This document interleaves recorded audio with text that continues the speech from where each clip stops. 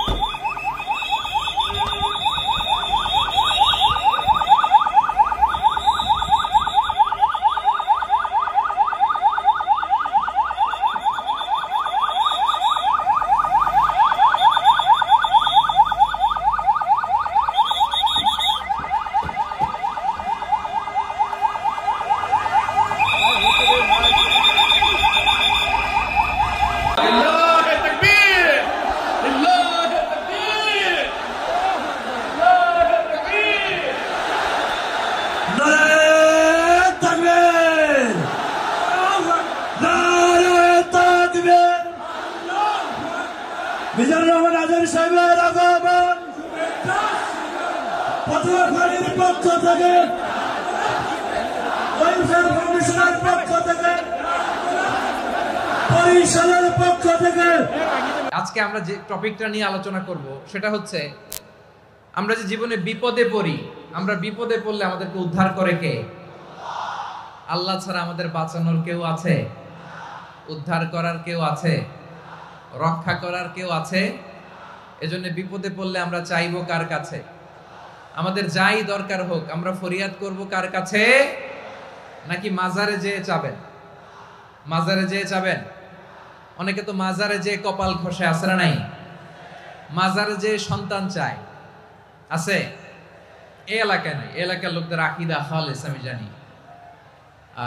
মাজারে যেয়ে কপাল ঘষে আর সন্তান চায়। আচ্ছা, মাজারে গেলে সন্তান পাওয়া যায়? আচ্ছা, মাজারে না গেলে যদি বাচ্চা না হতো, গরু ছাগলের যে বাচ্চা হয় ওরা কোন মাজারে মানত করে বলেন? কথা কি বুঝতেছেন? এই যে প্রতি বছর গরু ছাগল ভেড়া এগুলো যে বাচ্চা দেয়, এরা কোন মাজারে যে মানত করে? এজন্য চাইতে হবে একজনের কাছে, তিনি কে?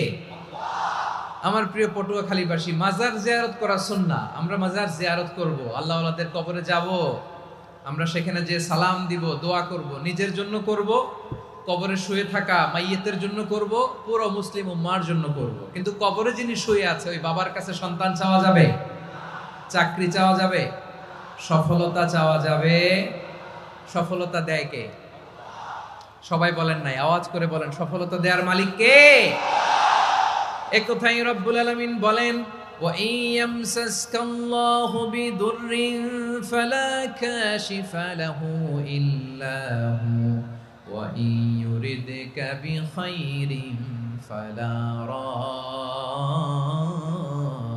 লিফাদলি ইউসিবু বিহি মান ইয়াশাউ মিন ইবাদিহি ওয়া হুয়াল গফুরুর রহিম। আল্লাহু আকবার। আল্লাহ বললেন ওয়া ইয়ামসাসকাল্লাহু বিদুররিন ফালা কাশিফা লাহু ইল্লা হু। আল্লাহ যদি তোমাকে কোনো বিপদ স্পর্শ করায়, আল্লাহ যদি তোমারে কোনো বিপদে ফেলে দেয়, ওই বিপদ থেকে উদ্ধার করার তিনি ছাড়া আর কেউ নাই। জোরে বলেন ঠিক কিনা? তিনি যদি কোনো বিপদে ফেলেন, তিনি ছাড়া বিপদ থেকে উদ্ধার করার কেউ নাই। আর তিনি যদি তোমার প্রতি কোনো অনুগ্রহ করতে চান, ওই অনুগ্রহ ঠেকিয়ে দেওয়ার ক্ষমতাও কারো নাই। আল্লাহ যদি আপনার সফলতা দিতে চায়, পৃথিবীর কোন শক্তি ওই সফলতাকে থামাতে পারে? এজন্য আল্লাহ বললেন, খবরদার, চিন্তার আকীদা খালিস করে নাও। ওয়া ইয়ামসাসকাল্লাহু বিদুররিন ফালা কাশিফা লাহু ইল্লা হু। আল্লাহ বিপদে ফেললে বিপদ থেকে উদ্ধার করার কেউ থাকে না। আর আল্লাহ যদি তোমার প্রতি দয়া দেখাতে চান, অনুগ্রহ করতে চান, ওই অনুগ্রহকে প্রতিরোধ করার মতো ক্ষমতা কারো নাই। তিনি তার বান্দাদের মধ্য থেকে যাকে ইচ্ছা তাকে দেন, যত ইচ্ছা তত দেন। তিনি ক্ষমাশীল, তিনি মেহেরবান। সুবহানাল্লাহ। তিনি ক্ষমাশীল, তিনি মেহেরবান। তাহলে এই আয়াত থেকে আমরা বুঝতে পারলাম, আমরা যদি বিপদে পড়ি আমাদেরকে কেউ বাঁচাতে পারে না। আমার বাবা আমারে বাঁচাতে পারে?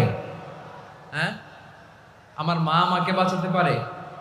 আমার বন্ধু আমারে বাঁচাতে পারে? আমার দলের কর্মী আমাকে বাঁচাতে পারে?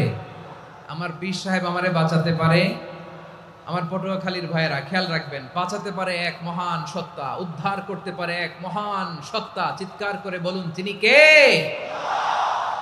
আবার আল্লাহ বললেন, আম্মাই ইউজিবুল মুত্তাররা ইযা দাআহু ওয়া ইয়াকশিফুস সুআ ওয়া ইয়াজআলুকুম খুলাফাআল আরদ আইলাহুম মা'আল্লাহ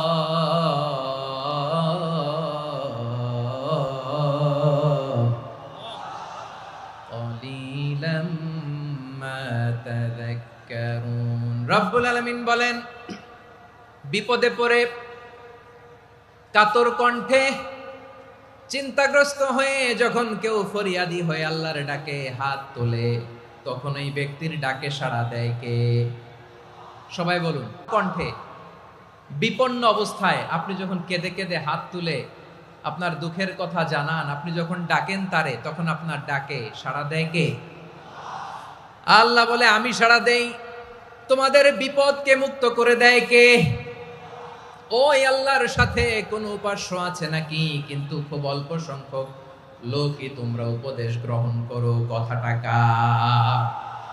তাহলে বিপন্ন মানবতা যখন কাঁদে, মানুষ যখন বিপদে পড়ে নিরুপায় হয়ে ফরিয়াদ করে, তার ডাক শোনার কেউ নাই একজন ছাড়া। চিল্লায় বলেন তো, তিনি কে? এজন্য আমরা ফরিয়াদের হাত কার দিকে তুলব? প্রিয় পটুয়াখালী, বলেন, ফরিয়াদের দুটো হাত আমরা কার দিকে তুলব?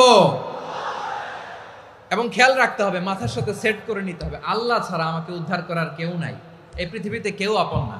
প্রিয় ভাইরা, বিপদে পড়লে বোঝা যায় কেউ আপন না। আপন শুধু একজন মহান সত্তা। তিনি কে? এটা কি আপনারা খেয়াল রাখতে পারবেন? হ্যাঁ, বিপদে আপদে কেউ আমাদের বাঁচাতে পারে না, তরাতে পারে না, মুক্তি দিতে পারে না, উদ্ধার করতে পারে না, একমাত্র আমার প্রভু ছাড়া, আল্লাহ ছাড়া। চিল্লায় বলেন ঠিক কিনা? এবং প্রিয় পটুয়াখালীর ভাইয়েরা, মাথার সাথে এটা সেট করে নিতে হবে যে আমাদের পুরো জীবনটাই পরীক্ষা। পুরো জীবনটাই কি? The life is a test. পুরো জীবনটাই পরীক্ষা। এই জীবনে বিপদ আসবে, আপদ আসবে, পরীক্ষা আসবে, সবার জীবনে এটা থাকে। এক একজনের পরীক্ষা এক এক রকম। আমার পরীক্ষা একরকম, মাসুদ ভাইয়ের পরীক্ষা একরকম, চৌধুরী সাহেবের পরীক্ষা একরকম, আপনার পরীক্ষা একরকম, ওনার পরীক্ষা আবার আরেক রকম। পুরো পৃথিবীটাই পরীক্ষা ক্ষেত্র, সবাই পরীক্ষা দিচ্ছি, কিন্তু কারো পরীক্ষা প্রশ্নের সাথে কারোটার মিল নাই। সুবহানাল্লাহ পড়বেন না? পুরোটাই পরীক্ষা ক্ষেত্র, সবাই পরীক্ষার্থী, কিন্তু প্রশ্নপত্র একটার সাথে আরেকটা মিলে না। One doesn't match the other. একজনেরটার সাথে আরেকজনেরটা মিলে না। কাউকে আল্লাহ তাআলা ধনী বানিয়ে পরীক্ষা করেন। কি বানিয়ে? কথা কি বুঝতেছেন নাকি কষ্ট হচ্ছে? কষ্ট হচ্ছে আপনাদের? কাউকে আল্লাহ ধনী বানিয়ে পরীক্ষা করেন, আবার কাউকে আল্লাহ তাআলা গরিব বানিয়ে পরীক্ষা করেন, কাউকে আল্লাহ অসুস্থ বানিয়ে পরীক্ষা করেন। কেউ দেখবেন যে দুরারোগ্য ব্যাধিতে আক্রান্ত, ডাক্তার বলেছে আর সময় নাই, দুরারোগ্য ব্যাধি, ক্যান্সার, যার নেই কোনো অ্যান্সার, তার জন্য পরীক্ষা হচ্ছে এই রোগ। আরেক লোক দেখবেন তার আবার রোগ বালাই নাই, মাশাআল্লাহ, তাকে আল্লাহ তাআলা আর্থিক দৈন্যতা, দারিদ্রতা দিয়ে পরীক্ষা করছেন। এরকম আছে না নাই? টাকা পয়সা নাই, দিন আনে দিন খায়, যা আছে তাতে চলে না, এটা তার জন্য পরীক্ষা। আবার আরেক শ্রেণীর লোক দেখবেন তাকে আল্লাহ অসুস্থতাও দেয় নাই, দারিদ্রতাও দেয় নাই, তার দাম্পত্য জীবনের সমস্যা আছে না নাই? স্ত্রী কথা শোনে না, অথবা ছেলে মেয়ে কথা শোনে না। তাহলে পরীক্ষা সবার জীবনে আছে, এক একজনের পরীক্ষাটা এক এক রকম। আল্লাহ তাআলা দেখতে চায় যে এই পরীক্ষার সময় আমরা কিরকম রেসপন্স করি, how to deal with the test, কিভাবে এই বিপদ আপদ পরীক্ষাগুলোকে আমরা হ্যান্ডেল করব, ডিল করব, এটা হচ্ছে আজকের আলোচনার বিষয়। বুঝতে পেরেছেন সবাই আমার প্রিয় ভাইয়েরা? তাহলে পরীক্ষাময় আমাদের জীবন, বিপদ আপদ পরীক্ষা, এটা মানুষের পিছু ছাড়ে না। সবার জীবনে পরীক্ষা আছে, নবীদের জীবনেও পরীক্ষা ছিল। সাহাবারা জিজ্ঞেস করেছেন, ইয়া রাসূলুল্লাহ, আইয়ুন নাসি আশাদ্দু বালাআন ফিদ দুনিয়া, এই দুনিয়ার বুকে কাদের পরীক্ষা সবচেয়ে বেশি? বিশ্বনবী বলেছেন, আল আম্বিয়া, এই পৃথিবীতে সবচেয়ে বেশি পরীক্ষা আল্লাহ তাআলা নিয়ে থাকেন নবীদের। কাদের? নবীদের। সুম্মাল আমসাল ফাল আমসাল, এরপরে নবীদের পরের স্তরে যারা, তাদের পরীক্ষা। এরপরে তাদের পরের স্তরে যারা, তাদের পরীক্ষা। সিদ্দিকিনদের, শুহাদাদের, সলিহিনদের, আল্লাহওয়ালাদের। যার ঈমান যত মজবুত তার জীবনে পরীক্ষাও তত বেশি। চিল্লায় বলেন ঠিক কিনা? তাহলে মুমিনরা, বিশ্বাসীরা, আমরা কি পরীক্ষা বিপদ আপদে ভয় পাই? হ্যাঁ, বিপদ দেখলে ভয় লাগে আপনাদের? ভয় লাগে? হ্যাঁ, না, মুমিনরা বিপদে ভয় পায় না, তারা হতাশ হয় না, সুবহানাল্লাহ, তারা নিরাশ হয় না। বিশ্বাসীরা হাল ছেড়ে দেয় না, তারা ভরসা রাখে একজনের উপর। চিল্লায় বলতে হবে তিনি কে? কারণ মুমিন জানে the grief isn't permanent, the test isn't permanent, the struggle in our life isn't permanent. আমাদের জীবনের দুঃখ, কষ্ট, স্ট্রাগল, এগুলো পার্মানেন্ট নয়। After every difficulties there is an ease. সব কষ্টের পরেই একটা সুখ আছে না নাই? রব্বুল আলামিন বলেন, ফা ইন্না মাআল উসরি ইউসরা, ইন্না মাআল উসরি ইউসরা, ভয় পেও না, চিন্তা করো না, কষ্টের সাথেই আমি রেখে দিয়েছি স্বস্তি। সুবহানাল্লাহ বলেন। মুমিন জীবনে বিপদ যত বেশি, কষ্ট যত বেশি, তার সামনে সফলতা তার চেয়েও বেশি। ঠিক কিনা বলেন? কারণ বিশ্বাসীরা জানে রাত্রি যত গভীর হয়, সুবহে সাদিকের সময় তত আগাতে থাকে। গর্ভবতী নারীর পেটের ব্যথা যত বাড়তে থাকে, ঘরে নতুন মেহমান আগমনের সময় ঘনাতে থাকে। মুমিনদের উপর বিপদ, অত্যাচার, আপদ, পরীক্ষা যত বাড়তে থাকে, কালেমার পতাকা উড্ডয়নের সময় কাছে আসতে থাকে। বিশ্বাসীদের এগুলো হিসাব মিলানো অনেক আগে, এগুলো অনেক আগে হিসাব মিলানো। দুঃখের আধার শেষে সুখের আলো মিটি মিটি হাসে। চিল্লায় বলেন ঠিক কিনা? দুঃখ যত বেশি, পরীক্ষা যত বেশি, কষ্ট যত বেশি, সুখের সময় তত কাছাকাছি। চিল্লায় বলতে হবে ঠিক কিনা? এজন্য মুমিন জীবনে পরীক্ষা বেশি, মুমিনদের হতাশা নাই। মুমিনরা নিরাশ হয় না, হতাশ হয় কাফিররা। মুমিনরা কখনো হাল ছেড়ে দেয় না, মুমিনরা ভরসা রাখে একজনের উপর, তিনি কে? তাহলে আমার প্রিয় পটুয়াখালীবাসী, বিপদ থাকবে, পরীক্ষা থাকবে, এই বিপদ থেকে আমাদেরকে উদ্ধার করবেন একজন, তিনি কে? আমরা শুধু আল্লাহর উপরই ভরসা রাখবো। রাজি আছেন তো? চাইবো একজন সত্তার কাছে। আওয়াজ করে বলুন, তিনি কে? একজন সত্তার কাছে চাইবে। বিশ্বনবী ওনার চাচাতো ভাই আব্দুল্লাহ ইবনে আব্বাস রাদিয়াল্লাহু তাআলা আনহুকে বললেন, ইয়া আব্দুল্লাহ ইবনে আব্বাস, হে আব্দুল্লাহ ইবনে আব্বাস, ইযা সাআলতা ফাসআলিল্লাহ, যখন চাইবে আল্লাহর কাছে যাও। ও আব্দুল্লাহ, যখন চাইবা আল্লাহর কাছে চাও। ওয়া ইযা ইসতাআনতা ফাসতাইন বিল্লাহ, যখন সাহায্য চাইবা আল্লাহর কাছে ফরিয়াদ করো। জেনে রেখো ও আব্দুল্লাহ, ওয়া'লাম আন্নাল উম্মাতা লাউ ইজতামাআত আলা আন ইয়ানফাউকা বিশাইইন লাম ইয়ানফাউকা ইল্লা বিশাইইন ক্বাদ কাতাবাহু আল্লাহু লাক। ও আব্দুল্লাহ, জেনে রেখো, মনে রেখো, গোটা বিশ্বের সবাই মিলে যদি তোমার উপকার করতে চায়, ততটুকুই তারা করতে পারবে যতটুকু আল্লাহ তোমার নসিবে সেটা লিখে রেখেছে। ঠিক কিনা বলেন? আর যদি গোটা বিশ্বের সবাই মিলে তোমার বিরুদ্ধে কনস্পাইরেসি করে, ষড়যন্ত্র করে, গোটা বিশ্বের সবাই মিলেও যদি তোমার ক্ষতি করতে চায়, ততটুকুই শুধু পারবে যেটা আল্লাহ তোমার জন্য বরাদ্দ রেখেছে। যতটুকু আল্লাহ তাআলা তোমার জন্য বরাদ্দ রেখেছে অতটুকুই ক্ষতি করতে পারবে, আর এক চুল বেশিও করতে পারবে না, কমও করতে পারবে না। চিল্লায় বলেন ঠিক কি না? এজন্য আমরা চাইবো কার কাছে? সবাই বলেন নাই, আওয়াজ করে বলেন কার কাছে? সব সময় আমরা আল্লাহর কাছে চাইবো, বিপদে আপদে, সুখে দুঃখে, সচ্ছল অবস্থায় অসচ্ছল অবস্থায়, পরাজয়ের সময় বিজয়ের সময়, সব সময় আমরা ভরসা রাখবো কার উপর? সবাই বলুন। একদল লোক আছে যারা বিপদে পড়লে আল্লাহরে ডাকে, আছে না নাই? পটুয়াখালীতে মাশাআল্লাহ নাই। বিপদ আসলে আল্লাহরে ডাকে, বিপদ নাই আল্লাহও নাই। বিপদে পড়লে নামাজ পড়ে, বিপদও নাই নামাজও নাই। বিপদে পড়লে জিকির করে, বিপদ যখন চলে যায় ওদের জিকিরও বন্ধ হয়ে যায়। এরকম আছে না নাই? কিছু লোক দেখবেন পরীক্ষা আসলে নামাজ পড়ে, আছে আছে। জেনজি আওয়াজ করো, এরকম আছে? এই কমন পড়ে গেছে, কমন পড়ছে। দেখবেন পরীক্ষার সময় নামাজ পড়ে, পরীক্ষাও নাই নামাজও আছে। এরকম কিছু লোক আছে অসুস্থ হলে আল্লাহরে বড্ড ভালোবাসে, আল্লাহরে খুব ডাকে। অসুস্থ হইলে অসুস্থতাও নাই, আল্লাহ স্মরণও নাই। দেখবেন কিছু লোক নির্বাচন আসলে খুব আল্লাহ আল্লাহ হয়ে যায়, তখন দেখবেন মাথার মধ্যে হেজাব লাগায়, পাঞ্জাবি লাগায়, আল্লাহ আল্লাহ হয়ে যায়। নির্বাচনও নাই, এরপরে আল্লাহর কথাও নাই। আছে না নাই?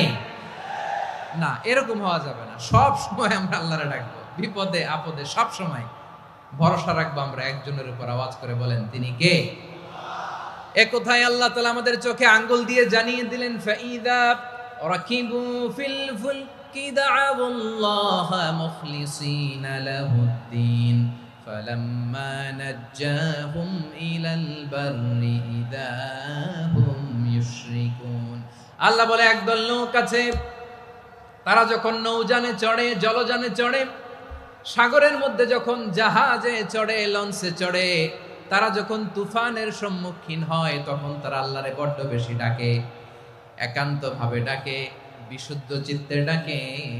আবার তুফান থেকে তাদেরকে সেফ জোনে নিয়ে, নিরাপদ জোনে নিয়ে যখন বন্দরে আমি আল্লাহ তাদেরকে ভিড়িয়ে দেই, ওই লোকগুলো আবার আমি আল্লাহর সাথে শিরিক করে। এরকম আছে না নাই?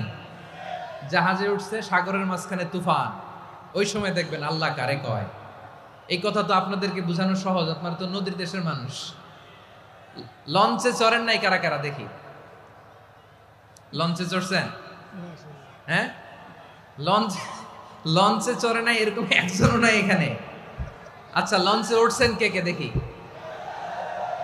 মাশাআল্লাহ মাশাআল্লাহ মাশাআল্লাহ, ঠিক আছে, আপনাদের বোঝানো সহজ। আচ্ছা, লঞ্চে উঠে তুফানের সম্মুখীন হয়েছেন, জলোচ্ছ্বাস, সবাই? মাশাআল্লাহ। তো এই ওয়াজ তো আপনাদের মুখস্থ, ঠিক কিনা বলেন? আমার বলার দরকার নাই, বলেন। মাঝ নদী, তুফান, জলোচ্ছ্বাস, জলের মধ্যে উচ্ছ্বাস, ঢেউ, টর্নেডো, সাইক্লোন, মেঘের ঘনঘটা, পরিবেশ ঘুটঘুটে অন্ধকার, লঞ্চ একবার এদিকে আরেকবার ওইদিকে, ভিতরে কি অবস্থা হয় বলেন তো? হ্যাঁ, তখন মুসলিমও আল্লাহরে ডাকে, হিন্দু আল্লাহরে ডাকে, ঠিক কিনা বলেন? আস্তিক আল্লাহরে ডাকে, নাস্তিক আল্লাহরে ডাকে, ঠিক কিনা? লঞ্চের ভেতর, স্টিমারের ভেতর কান্নারে রোল পড়ে যায়, চিৎকারের রোল পড়ে যায়, সবার মুখ দিয়ে শুধু একটা আওয়াজ, লা ইলাহা লা ইলাহা লা ইলাহা সুবহানাল্লাহ আলহামদুলিল্লাহ লা ইলাহা। আল্লাহ নামের জিকির করবে যারা, আল্লাহর কাছে প্রিয় তারা, আল্লাহর কাছে প্রিয় যারা, জান্নাতে প্রবেশ করবে তারা, জোরে লা ইলাহা লা ইলাহা ইল্লাল্লাহ, লা ইলাহা ইল্লাল্লাহ মুহাম্মাদুর রাসূলুল্লাহ সাল্লাল্লাহু আলাইহি ওয়াসাল্লাম। আমার প্রিয় পটুয়াখালীবাসী, তাহলে লঞ্চের ভেতরে যখন আমরা তুফানের মধ্যে পড়ি, তখন সবাই মিলে আমরা একটা নামের জিকির করি। নামটা কার? মুসলমানেরাও ডাকে, হিন্দুরাও ডাকে, আস্তিকও ডাকে, নাস্তিকও ডাকে, সবাই ডাকে একজনকে। তিনি কে? আবার দেখবেন ওই আল্লাহ তুফানের পরে, ঝড়ের পরে ওই লঞ্চটাকে যখন সদর ঘাটে ফিরিয়ে দেয়, আবার আমরা নাফরমানি শুরু করে দেই। সে কোথায়? আল্লাহ বললেন, ফাইদা রাকিবু ফিল ফুলকি দা'আউল্লাহ মুখলিসিনা লাহুদ্দিন ফালাম্মা নাজ্জাহুম ইলাল বাররি ইযা হুম ইউশরিকুন। সাগরে যখন তুফানে পড়ে আমি আল্লাহর ডাকে, আবার আমি আল্লাহ যখন বাঁচিয়ে দেই, আবার আমি আল্লাহর সাথে শিরিক শুরু করে। আমরা কি এরকম হতে চাই নাকি? এরকম করবেন? হ্যাঁ না, আমরা তুফানে পড়লেও আল্লাহরে ডাকি, আবার বাঁচায় দেওয়ার পরেও ডাকি কারে? আল্লাহকেই ডাকি। বিমানের মধ্যে মাঝে মাঝে দেখবেন যে এয়ার টার্বুলেন্স হয়, জানেন? এয়ার টার্বুলেন্স জানেন তো? মাঝে মাঝে বিমানটা বাউন্সিং করে, বাম্পি, ভেরি বাম্পি ওয়েদার। শোনেন নাই? 40,000 ফিট উপরে যখন থাকে, তখন পাইলট মাঝে মাঝে বলে, dear passengers, ladies and gentleman, right now we are flying 40,000 feet above the ground and we are passing very air turbulence, very heavy air turbulence right now. Please fasten your seat belt. দেখবেন মাঝে মাঝে বলে যে, ভদ্র মহিলা, ভদ্র মহোদয়গণ, আমরা 40,000 ফিট উপর দিয়ে যাচ্ছি আর এয়ার টার্বুলেন্স ফেস করছি, মেহেরবানি করে আল্লাহর হস্তে সিট বেল্ট বাঁধুন। তখন বিমানটা এরকম বাউন্সিং করে, শেকিং করে। আপনারা মুখোমুখি হয়েছেন? ইদানিং এই এয়ার টার্বুলেন্স বেড়ে গিয়েছে। গত বছর আমার ইন্টারন্যাশনাল অনেকগুলো ফ্লাইট ছিল, তো আমি দেখলাম যে আগের ফ্লাইটগুলোর তুলনায় এখন এয়ার টার্বুলেন্স খুব বেশি। আমি একটু রিসার্চ করে দেখলাম, ক্লাইমেট চেঞ্জের কারণে, জলবায়ু পরিবর্তনের কারণে আকাশের বাতাসের মুভমেন্টে পরিবর্তন হয়েছে, ফলে এখন বিমান শেকিং করে বেশি, বাউন্সিং, বাম্পি ওয়েদার। তো বলেন তো, 40,000 ফিট উপরে যখন আপনি, কয় হাজার ফিট? সবাই বলুন, কয় হাজার ফিট? 40,000 ফিট উপরে যখন আপনি, তখন যখন বিমানটা এরকম বাউন্সিং করে, সবাই যখন ভমিটিং করে বিমান নষ্ট করে দেয়, বমি করে, তখন বাঁচানোর কে আছে আল্লাহ ছাড়া? কেউ আছে? ওই মুহূর্তেও সবাই মিলে একজনের ডাকে আওয়াজ করে বলেন, তিনি কে? মাঝে মাঝে কিছু সোশ্যাল মিডিয়ায় কিছু ভিডিও পাওয়া যায় যে হেভি যখন এয়ার টার্বুলেন্স হয়, 10 সেকেন্ড 15 সেকেন্ডের কিছু ভিডিও পাওয়া যায়, বিমানটা এরকম বাউন্সিং করছে, বাম্পি ওয়েদার, কাঁপছে, মানুষগুলো বমি করছে, অক্সিজেন মাস্কগুলো সব ঝুলে পড়েছে, বিমানটা শুধু কাঁপছে। তখন দেখবেন বিমানের ভেতরেও এরকম লঞ্চের মতো চিৎকার আছে না নাই? বিমানের ভেতরেও তখন চিৎকার। গত বছর হিথ্রো এয়ারপোর্ট থেকে সিঙ্গাপুর এয়ারলাইন্সের একটা ফ্লাইট, হিথ্রো টু চাঙ্গি, একটা ফ্লাইটে এমন বেশি এয়ার টার্বুলেন্সের শিকার হয়েছিল ওই এয়ারক্রাফটটা, 33 জন যাত্রী সেখানে আহত হয়েছে, একজন যাত্রী নিহত হয়েছে। কেবিন ক্রুজ, এয়ার হোস্টেস যারা আছে, একজনের নাক ফেটে, চোখ ফেটে, কপাল ফেটে, ব্লিডিং হয়ে শয়লা।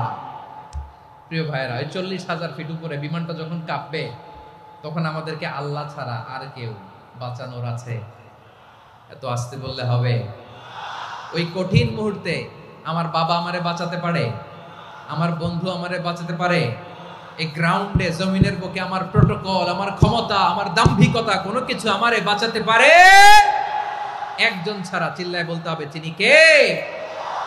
সে আল্লাহ বললেন, গোলাম, আমি বিপদের সময় ঠিকই তোমাদের বাঁচিয়ে দেই। ওই বিমানের ভেতরে 40,000 ফিট উপরে যখন তোমরা এয়ার টার্বুলেন্সের শিকার হও, তখন নাস্তিকও আল্লাহরে ডাকে, হিন্দু আল্লাহরে ডাকে। জোরে বলেন ঠিক কিনা? আবার বিমানটা যখন শান্ত হয়ে যায় একটু পরেই বিমানের স্ক্রিনের মধ্যে হিন্দি সিনেমা খোঁজে। বিমানের স্ক্রিনে কিন্তু বিশাল ওখানে আফলাম ফিল্মের একেবারে বোঝাই করা। বিমানটা শান্ত হলে আবার হিন্দি সিনেমা দেখা শুরু করে। একটু আগে ডাকছিল কারে কারে? দেখবেন বাংলাদেশে আমাদের ক্রিকেটাররা যখন অন্য কোনো দেশের সাথে খেলে অনেক সময় এমন হয় বল বাকি একটা, রান দরকার 6টা। বল বাকি কয়টা? পটুয়াখালী বুঝে নাই বোধহয়। বল বাকি কয়টা? রান দরকার। আপনি দেখবেন ক্যামেরাম্যান তখন গ্যালারিতে খালি দেখায় দর্শকদের যে কি অস্থিরতা। হিপ হপ স্টাইলের মেয়েটা, যে মেয়েটার ওড়না এতক্ষণ ছিল গলায়, এতক্ষণ কই ছিল, ওই মেয়েটা দেখবেন ওড়নাটা টেনে মাথায় দিয়ে এরকম মুনাজাত ধরতেছে, আল্লাহ আল্লাহ, একটা ছক্কা, আল্লাহ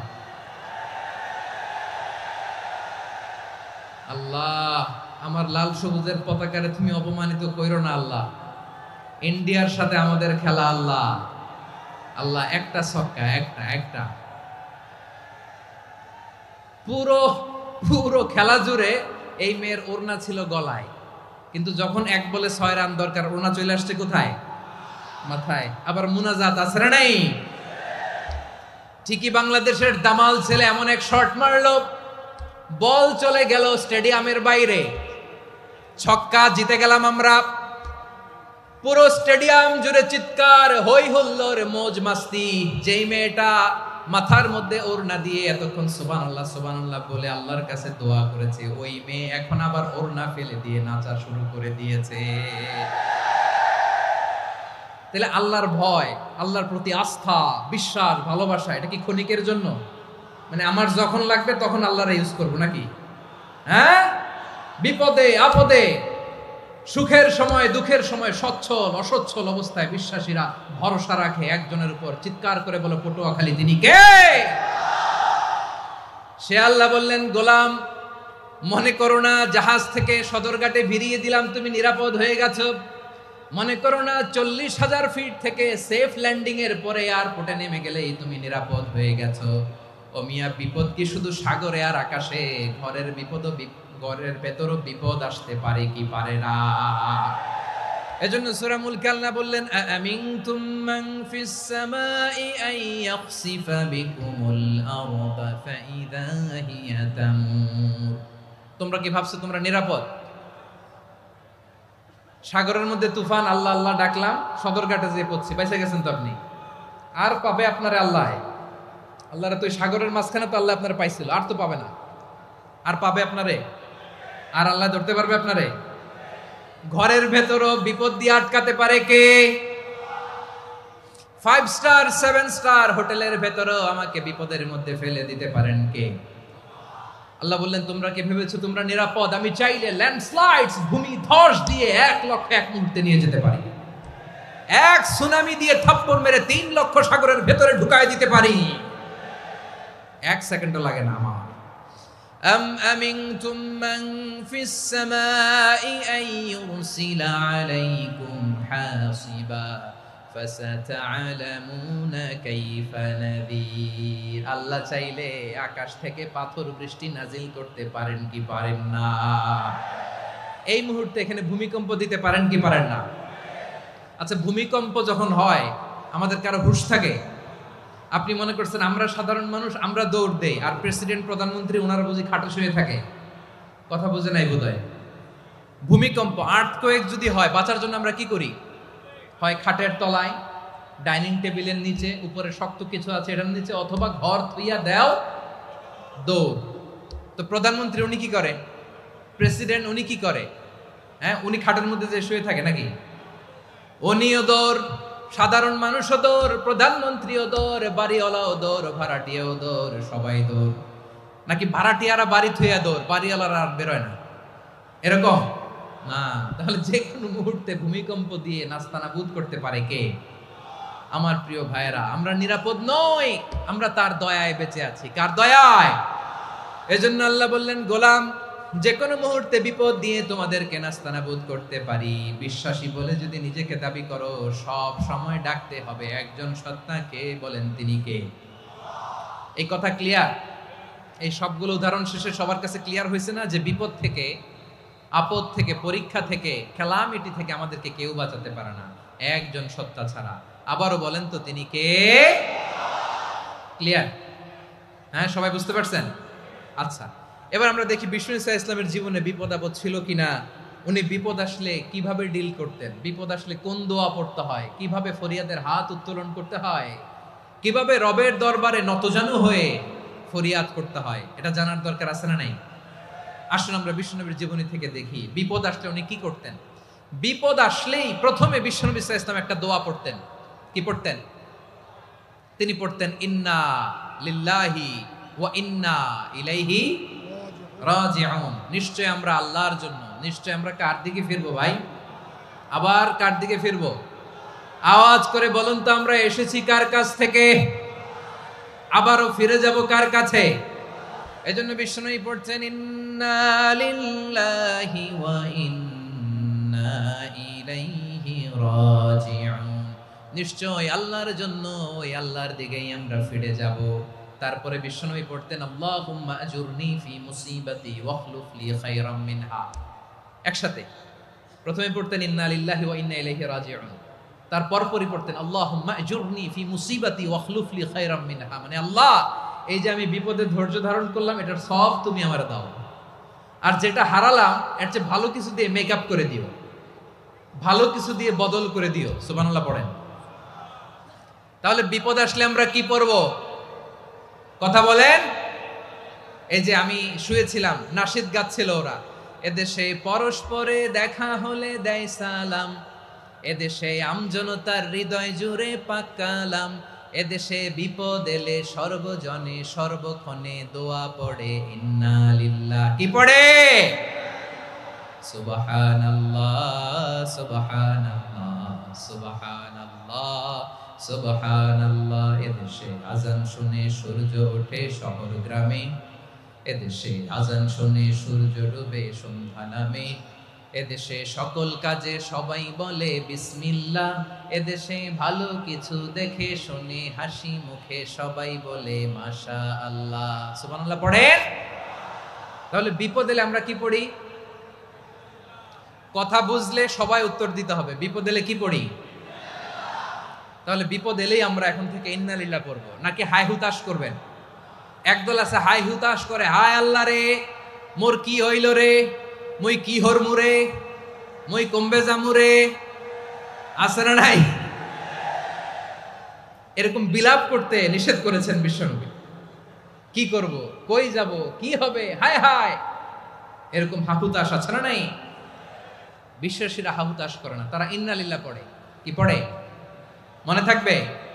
আমরা পড়ব ইন্না লিল্লাহি ওয়া ইন্না ইলাইহি রাজিউন। নিশ্চয়ই আমরা আল্লাহর জন্য, আমরা আল্লাহর দিকেই ফিরে যাব। এরপর পড়ব আল্লাহুম্মা আজুরনি ফি মুসিবাতি ওয়াখলুফ লি খায়রাম মিনহা। আল্লাহ আমি যে বিপদে ধৈর্য ধারণ করলাম এটার সওয়াব দিও, আর যা হারালাম তার চেয়ে ভালো কিছু দিয়ে বদল করে দিও। সুবহানাল্লাহ পড়েন। বিশ্বনবীর হাদিস শুনলেন উম্মে সালামা রাদিয়াল্লাহু তাআলা আনহা। ওনার স্বামী হলো আবু সালামা। মজার ঘটনা খেয়াল করে শুনেন আমার প্রিয় কলিজার টুকরা ভাইয়েরা, কানগুলো খরগোশের কানের মতো খাড়া করে আমার দিকে তাকান। সাইয়্যিদাতুনা উম্মে সালামা রাদিয়াল্লাহু তাআলা আনহা, ওনার স্বামীর নাম আবু সালামা। শ্রেষ্ঠ দম্পতি, শ্রেষ্ঠ ফ্যামিলি। প্রথমে হিজরত করেছিলেন হাবাসায়, পরে হিজরত করেছেন মদিনায়। উহুদ যুদ্ধের পরে ওনার স্বামী আবু সালামা ইন্তেকাল করলো, শহীদ হলো। সুবহানাল্লাহ পড়েন। যখন আবু সালামা ইন্তেকাল করলো, উম্মে সালামা রাদিয়াল্লাহু তাআলা আনহা কেঁদে কেঁদে হয়রান। আর নবীর শিখানো বাণী অনুযায়ী তিনি বারবার পড়ছিলেন ইন্না লিল্লাহ। কি পড়ছিলেন? জামু কি হরমু এগুলো বলে নাই, কি বলছে? ইন্না লিল্লাহ। যেহেতু বিশ্বনবী বলেছেন কেউ যদি বিপদের প্রথম ধাক্কায় পড়ে ইন্না লিল্লাহি ওয়া ইন্না ইলাইহি রাজিউন, আল্লাহুম্মা আজুরনি ফি মুসিবাতি ওয়াখলুফ লি খায়রাম মিনহা, তাহলে এই বিপদে যে সে যা হারালো তার চেয়ে শ্রেষ্ঠ কিছু দিয়ে আল্লাহ তার বদল দিয়ে দিবে।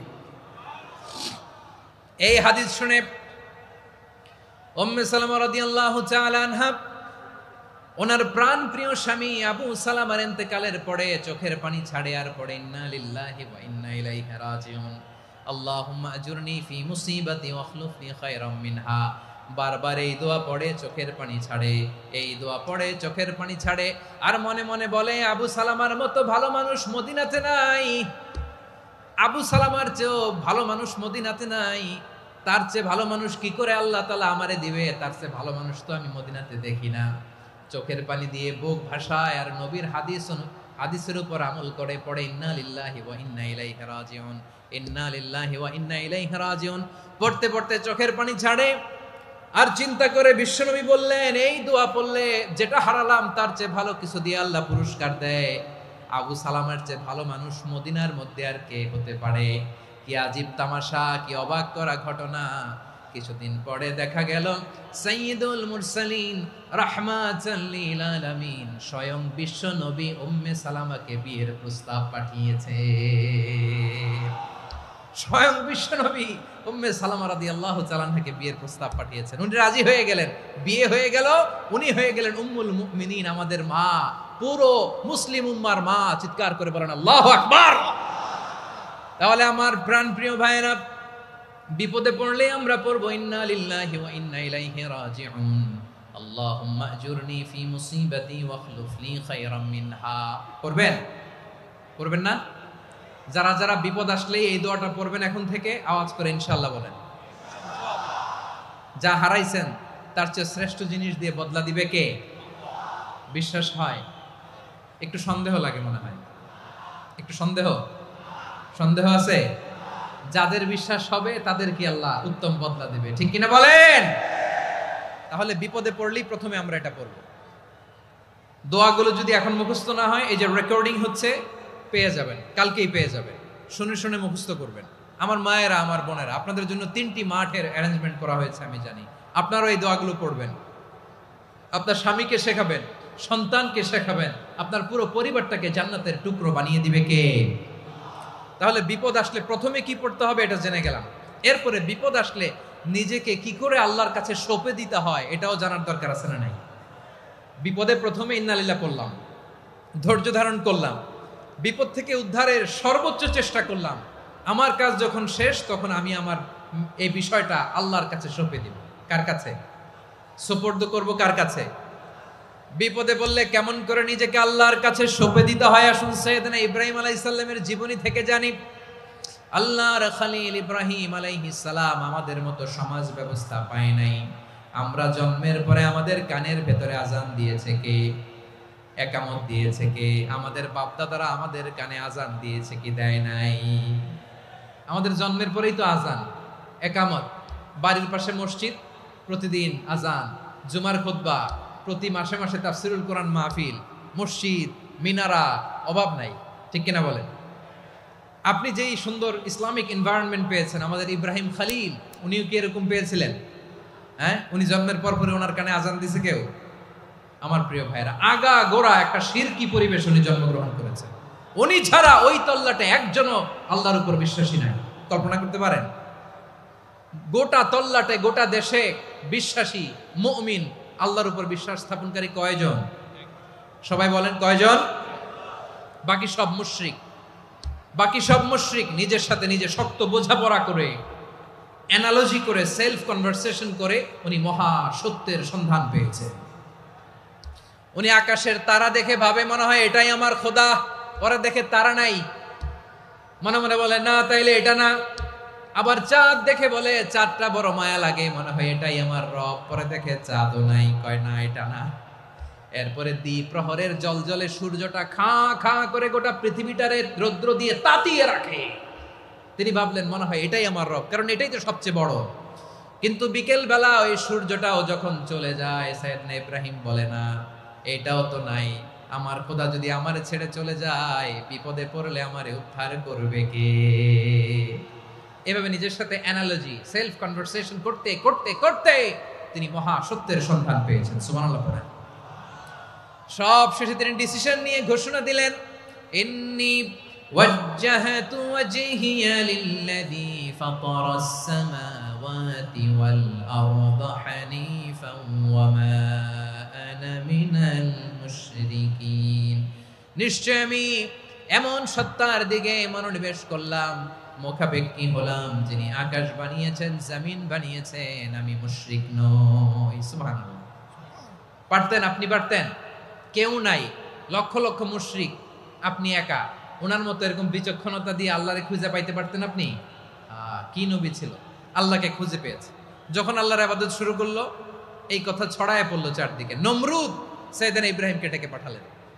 নমরুদ বলে, ইব্রাহিম, তুমি নাকি মূর্তির পূজা না করে কোন নতুন রবের ইবাদত করো, কে তোমার রব? সাইয়েদনা ইব্রাহিম বললেন, রব্বি আল্লাযী ইউহয়ী ওয়া ইউমীত, আমি এমন রবের ইবাদত করি যিনি জীবন দেন, যিনি মৃত্যু দেন।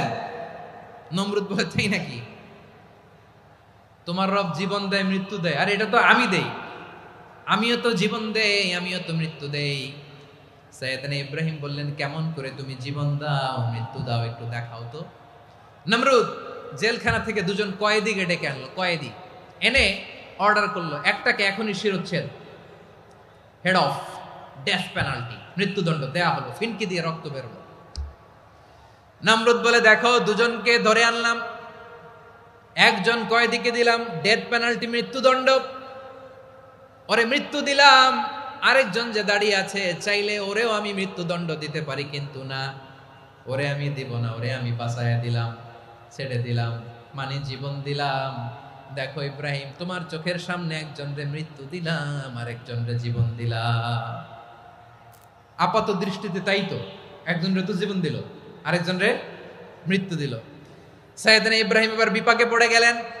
কিন্তু এক একজন নবীকে আল্লাহ এমন উইজডম, বিচক্ষণতা দিয়ে এই জমিনে পাঠিয়েছেন। মুহূর্তের মধ্যে আল্লাহর খলিল ইব্রাহিম বললেন, ফাইন্নাল্লাহা ইয়াতি বিশ-শামসি মিনাল মাশরিকি ফাতি বিহা মিনাল মাগরিব ফাবুহিতাল্লাযী কাফার। আল্লাহর খলিল ইব্রাহিম বললেন, নমরুদ, বুঝলাম তুমি জীবন দাও, মৃত্যু দাও, দেখলাম, কিন্তু আমার রব, আমার আল্লাহ প্রতিদিন সকালবেলা উষা লগ্নে ওই পূর্ব দিগন্ত থেকে সূর্যটাকে উদিত করেন, সাঁঝের বেলা, বিকেল বেলা, কুথুরি লগ্নে, সন্ধ্যা বেলা ওই দ্বিপ্রহরের জল জলে সূর্যটাকে পশ্চিম দিগন্তে ডুবিয়ে দেন।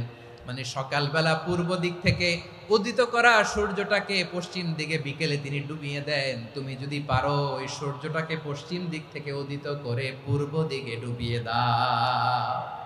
সুবহানাল্লাহ পড়বেন না? দেখেন, ইনস্ট্যান্ট ইন্টেলেক্ট, মুহূর্তে বিচক্ষণতা, উইজডম কাকে বলে?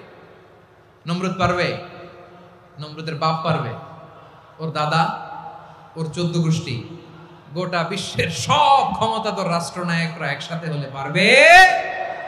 ফাবুহিতাল্লাযী কাফার পারে নাই, ব্যর্থ হয়েছে। এবার তেলে বেগুনে জ্বলে উঠেছে, রেগে মেগে আগুন বলে, ফালকুহু ফিল জাহিম। ওর সাথে তর্ক নাই, না পেরে এবার এটারে আগুনে ফেলা। বিশাল বিশাল গাছ কেটে লাকড়ি এনে আগুনের কুণ্ডলি বানানো হলো, দাও দাও দাও দাও করে আগুন জ্বলে। আল্লাহর খলিল ইব্রাহিমকে আগুনে নিক্ষেপ করা হবে। আল্লাহর খলিল সাইয়েদনা ইব্রাহিমের হাতের মধ্যে রশি দিয়ে টাইট করে বাঁধা হলো, পায়ের মধ্যেও টাইট করে রশি দিয়ে বাঁধা হলো। আল্লাহর খলিল ইব্রাহিমকে আগুনের কুণ্ডলির মধ্যে ফেলা হবে। ওমিয়া, আপনি যে বিপদের কারণে ভয় পান, হতাশ হন, এটা কোনো বিপদ ওনার বিপদের সামনে? পটুয়াখালী আওয়াজ করে বলুন, সাইয়েদনা খলিল ইব্রাহিমের বিপদের সামনে আমাদের বিপদগুলো কোনো বিপদ? এটা কোনো বিপদই না, এটা কোনো বিপদই না। হাত পা বেঁধে টাইট করে নিক্ষেপ করা হবে, সিম্পলি ফেলা যাবে না, কারণ দাও দাও করে দ্য ব্লেজিং ফায়ার, এমন আগুনের কুণ্ডলি, কাছে যাওয়া যায় না, আগুনের উত্তাপে নিক্ষেপ করা হবে। হাতে রশি বেঁধে, পায়ে রশি বেঁধে আল্লাহর খলিল ইব্রাহিম আলাইহিস সালামকে আগুনের মধ্যে নিক্ষেপ করা হবে। আহা, এটার বলে অগ্নি পরীক্ষা। উনি অগ্নি পরীক্ষার সম্মুখীন হয়েছিলেন। এজন্য কঠিন পরীক্ষাকে আমরা অগ্নি পরীক্ষার সাথে তুলনা করি, ঠিক কিনা? সাইয়েদনা জিবরাইল এসে বললেন, ও আল্লাহর খলিল, ওরা তো আপনার হাতও বেঁধে ফেললো, পাও বেঁধে ফেললো, নড়াচড়ার সুযোগ নাই, বলেন আমি জিবরিল ফেরেশতা আপনার জন্য কি করতে পারি? আল্লাহর খলিল ইব্রাহিম বলেন, ও জিবরাইল, তোমার কাছে আমার কোনো চাওয়া পাওয়া নাই। সুবহানাল্লাহ বলেন। তোমার কাছে বলার কিছু নাই, তোমার সাহায্যের আমার দরকার নাই। সাইয়েদনা ইব্রাহিম আলাইহিস সালামকে হাতে পায়ে রশি বেঁধে হাত পা বাঁধা অবস্থায় জ্বলন্ত অগ্নিকুণ্ডে যখন নমরুদের দলবল নিক্ষেপ করবে, আল্লাহর খলিল কিভাবে নিজেকে আল্লাহর কাছে সঁপে দিয়েছেন পটুয়াখালীর ভাইরা খেয়াল করে শুনুন। হাত পা বেঁধে আল্লাহর খলিলকে যখন নিক্ষেপ করা হবে, তিনি মুখ ফুটে বলে ফেললেন, হাসবুনাল্লাহু ওয়া নি'মাল ওয়াকিল। হাসবুনাল্লাহু ওয়া নি'মাল ওয়াকিল, আমার জন্য আল্লাহই যথেষ্ট, আমার জন্য আল্লাহই যথেষ্ট। তিনি আমার সবচেয়ে বড় গার্ডিয়ান, তিনি আমার সবচেয়ে বড় অভিভাবক। জিব্রাইলের সাহায্যে রফারকে ফিরিয়ে দিলেন, দুনিয়ার বুকে কারো কাছে কিছু বলেন নাই, মুখ ফুটে বলেছেন হাসবুনাল্লাহ। ও আমার পটুয়াখালীর প্রাণের ভাইয়েরা খেয়াল রাখবেন, কোন বান্দা তার হাতে থাকা সব চেষ্টাটুকুন করার পরে মুখ ফসকে মুখ দিয়ে যখন বলে ফেলে হাসবুনাল্লাহ, বান্দা যখন হাসবুনাল্লাহ বলে ফেলে, ওই ব্যাপারটা ডিল করার দায়িত্ব স্বয়ং আল্লাহ আরশের উপর থেকে নিয়ে নেয়। আপনি যখন বলে ফেলবেন হাসবুনাল্লাহ, এটা ডিলিং করবে কে তখন? চিল্লায় বলেন না, তিনি কে? বান্দা তার সাধ্যের সবটুকু চেষ্টার পরে নতজানু হয়ে যখন বলবে হাসবুনাল্লাহ, আল্লাহ তুমি আমার জন্য যথেষ্ট, নি'মাল ওয়াকিল, তুমি আমার শ্রেষ্ঠ অভিভাবক, তখন তার কি দরকার না দরকার এটা ডিল করে স্বয়ং আল্লাহ। নিক্ষেপ করা হলো সাইয়েদনা ইব্রাহিমকে অগ্নিকুণ্ডলিতে। হাজার হাজার মানুষের দৃশ্য দেখার জন্য জড়ো হয়েছে এরকম বিশাল ময়দানে। কিন্তু কি অবাক করা ঘটনা, সবাই ভয় পাচ্ছিল, না জানে কি হয়ে যায়। আল্লাহর খলিলকে যখন আগুনের কুণ্ডলিতে নিক্ষেপ করা হয়, আল্লাহর খলিল ইব্রাহিম আগুনের কুণ্ডলীর মধ্যে বসে বসে মানুষগুলোর দিকে তাকিয়ে হাসতে শুরু করে দেয়। কারণ আকাশ থেকে রব্বুল আলামিন স্পেশাল ভার্ডিক্ট নাজিল করেছেন, স্পেশাল হুকুম জারি করেছেন, কুলনা ইয়া নারু কুনি বারদান ওয়া সালামান আলা ইব্রাহিম। ও আগুন খবরদার, সৃষ্টি শুরু থেকে তোকে একটা ধর্ম আমি বাতলে দিয়েছিলাম, তোর ধর্ম, আগুনের ধর্ম হলো যা পাবে জ্বালিয়ে সারখার করবে। আল্লাহ বলল, আগুন তোর ধর্ম দিয়েছিলাম, তুই সব জ্বালিয়ে পুড়িয়ে সারখার করে দিবি, কিন্তু ক্ষণিকের জন্য আমি তোর জ্বালিয়ে দেওয়ার ক্ষমতাটাকে কেড়ে নিলাম, জ্বালিয়ে ভস্ম করে দেওয়ার ক্ষমতা আমি কেড়ে নিলাম। কুনি বারদান, ঠান্ডা হয়ে যা, কিন্তু এত বেশি ঠান্ডা হবি না আবার আমার ইব্রাহিমের জন্য সর্দি লেগে না যায়। সুবহানাল্লাহ, এত আসতে বললে হবে? কুনি বারদান, বার্দ মানে বরফ, ঠান্ডা, ঠান্ডা হ, কিন্তু এত ঠান্ডা হবি না যাতে আমার ইব্রাহিমের কষ্ট হয়। আগুন বলে, আল্লাহ একবার বললাম ঠান্ডা হ, আবার বলো এত ঠান্ডা হবি না যাতে খলিলের সর্দি না লাগে। কেমন ঠান্ডা হব, কেমন এনভায়রনমেন্ট তৈরি করে দেব বলো? আল্লাহ বললেন, সালামান আলা ইব্রাহিম, আমার খলিল, আমার কলিজা, আমার ইব্রাহিমের জন্য তুই জান্নাতের গুল বাগিচা হয়ে যা। ও ভাই, নবী মুসার মতো ঈমান হলে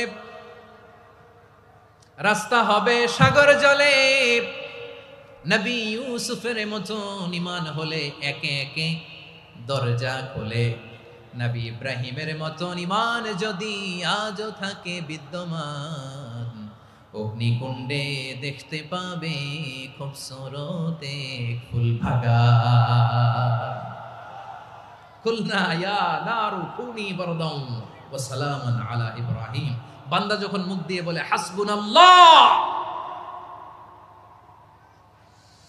আমার আল্লাহ আমার জন্য যথেষ্ট, এই বলে যখন নিজেকে সঁপে দেয়, তার কি লাগবে ওই দায়িত্ব স্বয়ং নিয়ে নেয় কে? সবাই বলেন, স্বয়ং নিয়ে নেয় কে? তাহলে আমার প্রিয় ভাইরা, বিপদের শুরুতেই আমরা বলবো ইন্না লিল্লাহ। শুরুতে কি বলবো? এরপরে যেই বাক্যটা পড়ে নিজের পরিস্থিতিকে আল্লাহর দরবারে সঁপে দিব, সেটা হচ্ছে হাসবুনাল্লাহ।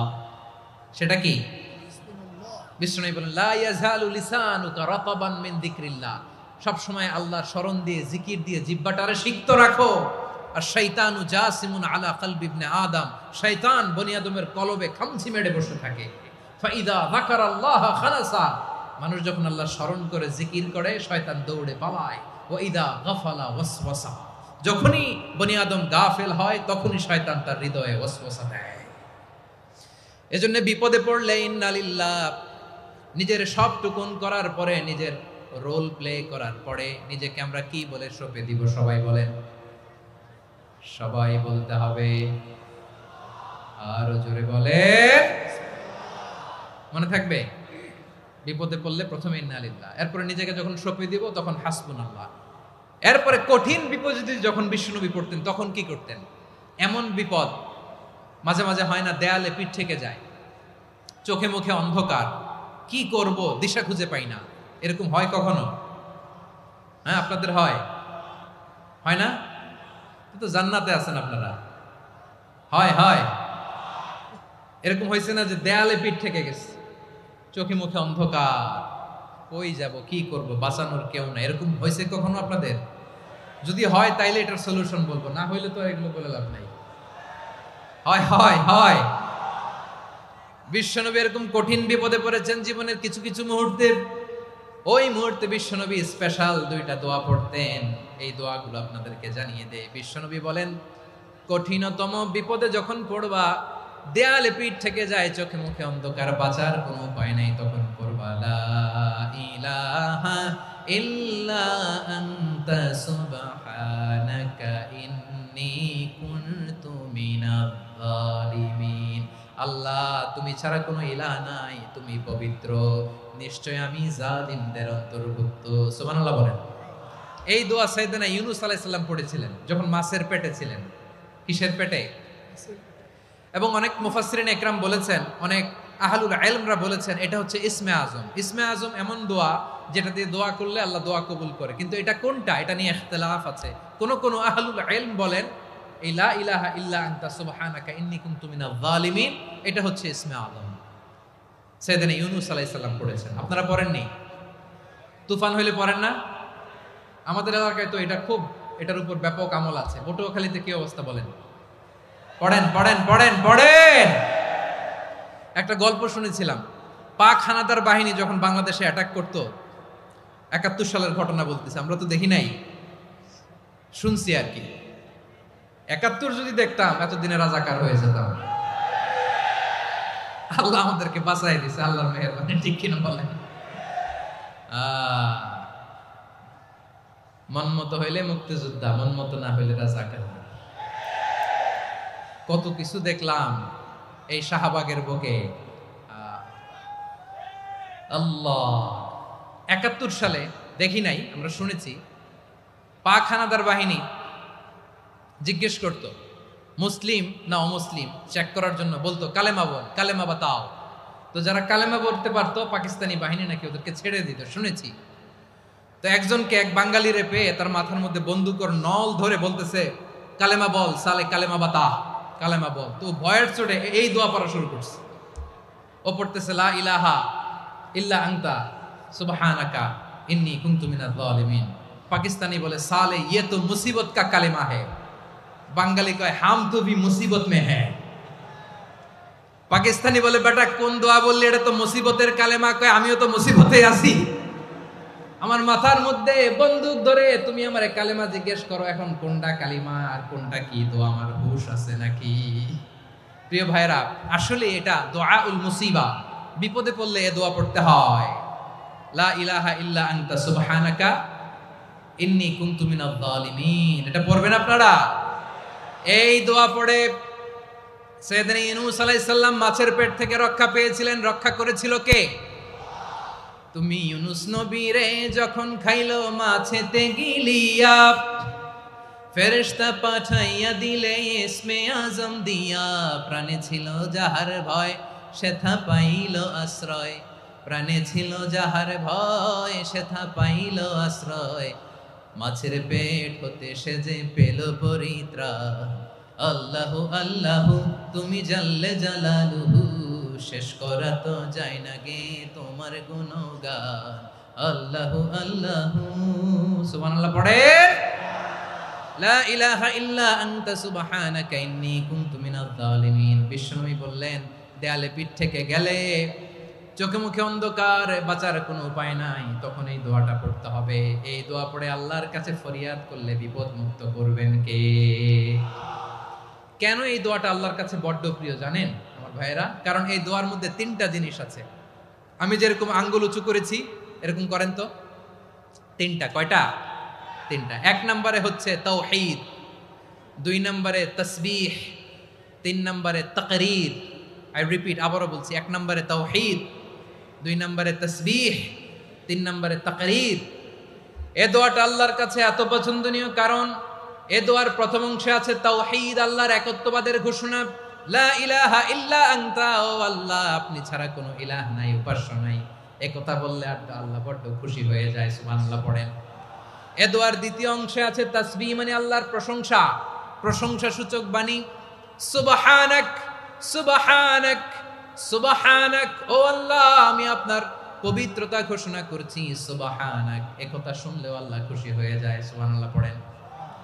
এই দোয়ার তৃতীয় অংশে আছে তাকরীর, তাকরীর মানে পাপের স্বীকৃতি। তাকরীর মানে কি? তাকরীর মানে পাপের স্বীকৃতি। এই দোয়ার তৃতীয় অংশে আছে ইন্নী কুনতু মিনাল যালিমিন, ও আল্লাহ আমি জালিমদের অন্তর্ভুক্ত। আল্লাহ আল্লাহ আমি জালেম, আল্লাহ আমি ভুল করেছি, অন্যায় করেছি, আল্লাহ আমি জালেমদের অন্তর্ভুক্ত। এই পাপের স্বীকৃতি, অ্যাকনোলেজমেন্ট আল্লাহ বড্ড পছন্দ করে। যখন আল্লাহর কাছে আপনি ছোট হবেন, ছোট হতে হতে যত ছোট হবেন ওই দৃশ্যটা দেখতে আল্লাহ বড্ড পছন্দ করে, সুবহানাল্লাহ বলেন। 3 নম্বর অংশ ইন্নী কুনতু মিনাজ জালিমিন, আল্লাহ আমি জালেমদের অন্তর্ভুক্ত। সাইয়েদনা আদম আলাইহিস সালাম ভুল করে যখন নিষিদ্ধ গাছের ফুল খেয়ে ফেললেন, ফল খেয়ে ফেললেন, আল্লাহ বললেন আদম ক্ষমা পেতে চাইলে তুমি আর হাওয়া মিলে স্বীকৃতি দাও, পাপের স্বীকৃতি আর পড়ো রব্বানা যালামনা আনফুসানা ওয়া ইল্লাম তাগফির লানা ওয়া তারহামনা লানাকুনান্না মিনাল খাসিরিন। ও আল্লাহ আমি আদম আর হাওয়া যালামনা আনফুসানা, আমরা আমাদের নফসের উপর বড্ড জুলুম করেছি। আল্লাহ ওয়া ইল্লাম তাগফির লানা ওয়া তারহামনা, আপনি যদি ক্ষমা না করেন, আপনি যদি দয়া পরবশ না হন, আপনি যদি রহম না করেন, আমরা তো ক্ষতিগ্রস্তদের মধ্যে শামিল হয়ে যাব।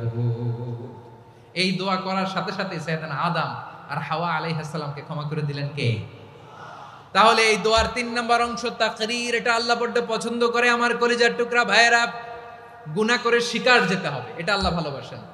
সাইয়েদনা আবু বকর রাদিয়াল্লাহু তাআলা আনহু বিষ্ণু ইসা ইসলামকে বললেন, ইয়া রাসূলুল্লাহ আল্লিমনি দুআআন আদউ বিহি ফি সলাতি, নবী হে আপনি আমার এমন একটা স্পেশাল দোয়া শিখায়া দেন যে দোয়াটা আমি নামাজে পড়ব।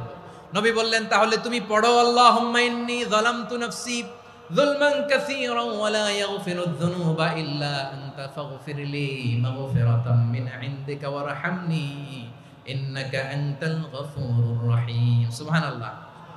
সালাম ফিরানোর আগে পড়েন, কথা কয় না, পড়েন পড়েন। ও আবু বকর, নামাজে যদি দোয়া করতে মনে চায় এই দোয়াটা পড়বা, আল্লাহুম্মা ইন্নী যালামতু নাফসি, আল্লাহ জুলুম করেছি আমার নফসের উপর, যুলমান কাসীরা, অনেক জুলুম, ওয়া লা ইয়াগফিরুয যুনুবা ইল্লা আনতা, আপনি ছাড়া এই জুনুব, এই পাপ ক্ষমা করার দ্বিতীয় কোনো রব নাই। আছে? আল্লাহ ছাড়া আমাদের গুনাহ আর কে কে ক্ষমা করতে পারে বলেন তো? কে পারে? কে? এজন্য আল্লাহরে বলবেন, আল্লাহ আমি ছাড়া তোমার গোলামের অভাব নাই, ও আমার রব আমি ছাড়া এই জমিনের বুকে তোমার গোলামের অভাব নাই, কিন্তু তুমি ছাড়া তো আমার দ্বিতীয় কোনো রব নাই। পারবেন বলতে? পারবেন? চোখের পানি ছেড়ে আল্লাহরে বলবেন, আল্লাহ তুমি আমার রব, তুমি আমার সব। কি বলবেন? আল্লাহ আমারে রব, সবাই বলুন আল্লাহ আমারে রব, দমে দমে তনু মনে তারি অনুভব, আল্লাহ আমারে রব। আল্লাহরে বলেন, আল্লাহ তুমি আমার রব, তুমি আমার সব। আল্লাহ আমি ছাড়া এই জমিনে তোমার গোলামের অভাব নাই, তুমি ছাড়া আমার দ্বিতীয় কোনো রব নাই। এ কথা বলে চোখের পানি ছেড়ে আল্লাহরে স্বীকৃতি দেন, আল্লাহ আমি পাপী, আল্লাহ জামিনে আমার চেয়ে বড় পাপী আর কেউ নাই। ওযু করে সিজদায় লুটিয়ে পড়ে চোখের পানি ছেড়ে আল্লাহরে পাপের স্বীকৃতি দেন, আল্লাহ এমন কোন জুলুম নাই, গুনাহ নাই আমি করি নাই, সগীরা কবিরা, জেনে না জেনে, ইচ্ছায় অনিচ্ছায়, শিরকি বেদাতি সব গুনাহ করেছি। আল্লাহ আকাশের নিচে জমিনের উপরে আমার চেয়ে বড় গুনাহগার আর কেউ নাই। চোখের পানি ছেড়ে আল্লাহরে বলেন, আল্লাহ আমি ছাড়া তোমার গোলামের অভাব নাই, তুমি ছাড়া আমার দ্বিতীয় কোনো রব নাই, তুমি ছাড়া তো কেউ আমার গুনাহ ক্ষমা করার নাই, তুমি আমার রব, তুমি আমার সব। বলতে পারবেন? এই তাকরীর আমার পটুয়াখালীর ভাইয়া, এই স্বীকৃতিটা দেখতে আল্লাহ বড্ড ভালোবাসে। কারণ আমরা সবাই গুনাহগার, আমরা সবাই কি? বিশ্বনবী বলেন কুল্লুকুম খাত্তাউন, বানি আদম তোমরা সবাই পাপী। সবাই কি? সবাই পাপী। আমরা সবাই পাপী, আপন পাপের বাটখারা দিয়ে অন্যের পাপ মাপি।